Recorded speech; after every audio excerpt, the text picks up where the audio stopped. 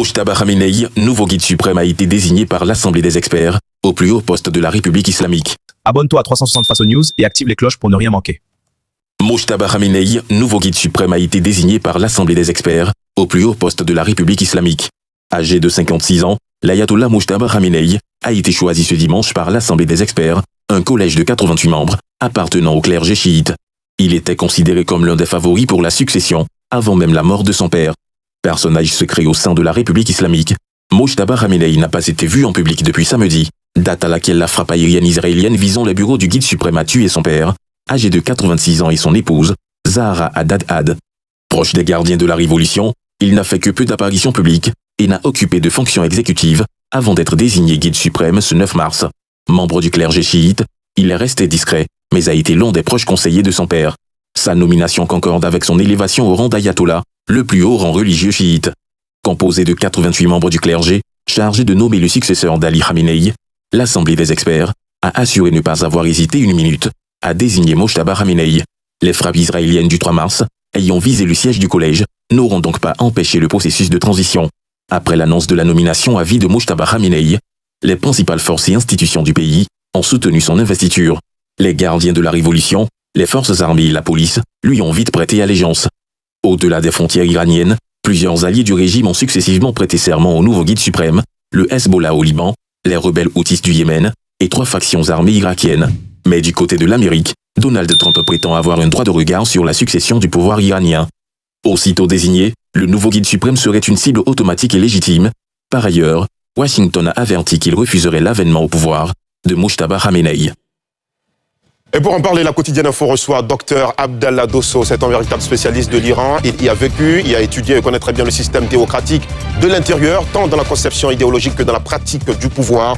Dr Abdallah Dosso, avec qui nous allons évoquer cette grande question du guide suprême de la République islamique d'Iran. Bonsoir, Dr Abdallah Dosso. Bonsoir. Merci beaucoup d'être avec nous sur le plateau de la quotidienne info. Au fond, en Iran, qu'est-ce que c'est le guide suprême?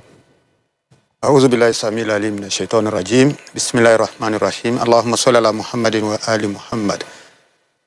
La notion guide suprême, ça veut dire l'autorité suprême qui coordonne toutes les actions gouvernementales dans le régime islamique.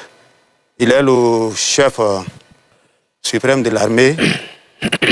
C'est lui qui désigne les grandes personnalités du régime, comme le président du Cour suprême, les chefs d'état-major, aussi le directeur de la radio et télévision nationale, et aussi les membres du Conseil des experts en matière de jurisprudence qui sont chargés à protéger la Constitution, ou bien, on peut dire, la Cour constitutionnelle.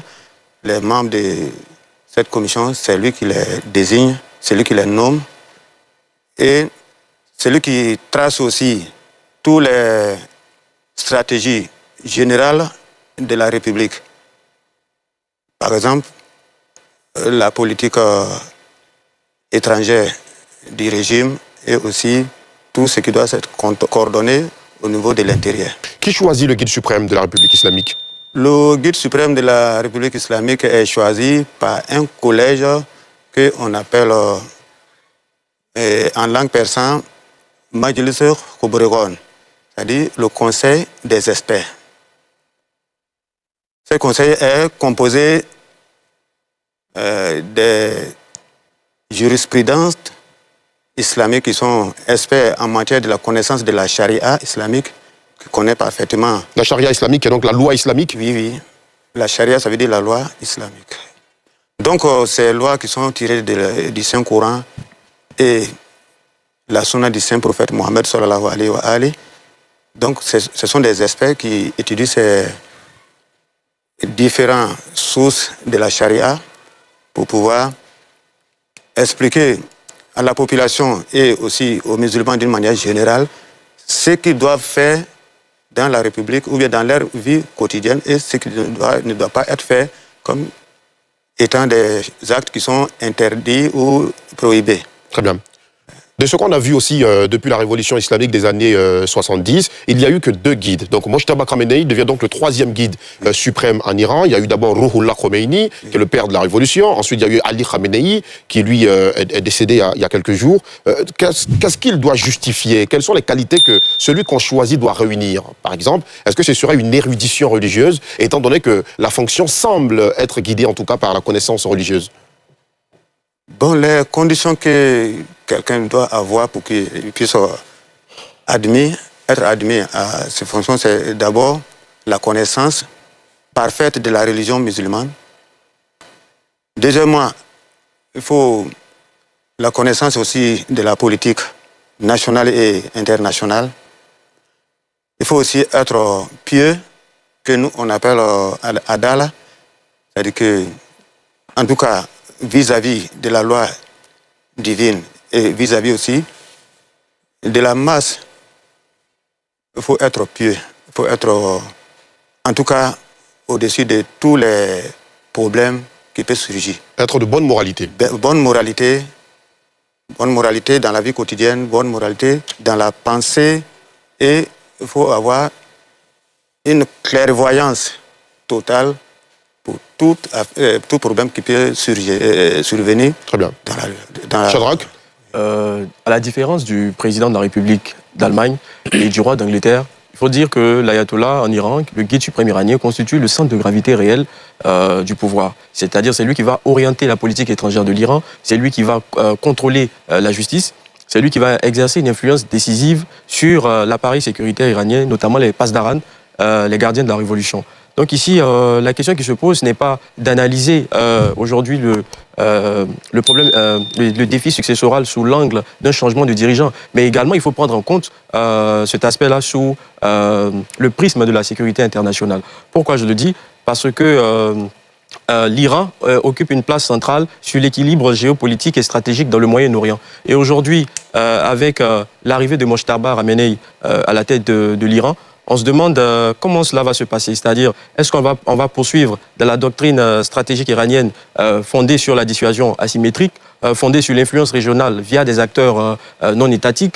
Est-ce qu'on va changer de posture dans la doctrine stratégique iranienne? Est-ce qu'on va maintenir le durcissement et également continuer à s'attaquer plus ou moins aux États qui sont proches des puissances occidentales? C'est toute la question qui se pose aujourd'hui. Et on aimerait savoir aujourd'hui, cher guide, est-ce que vous pensez que, du point de vue de votre expérience, est-ce que vous pensez que Mojtaba Khamenei va continuer cette guerre-là avec les puissances occidentales, ou bien il va contribuer plutôt, il va être poussé, emmené plutôt, à travers notamment ses conseillers autour de lui, à pouvoir négocier avec les États-Unis d'Amérique et avec le voisin israélien?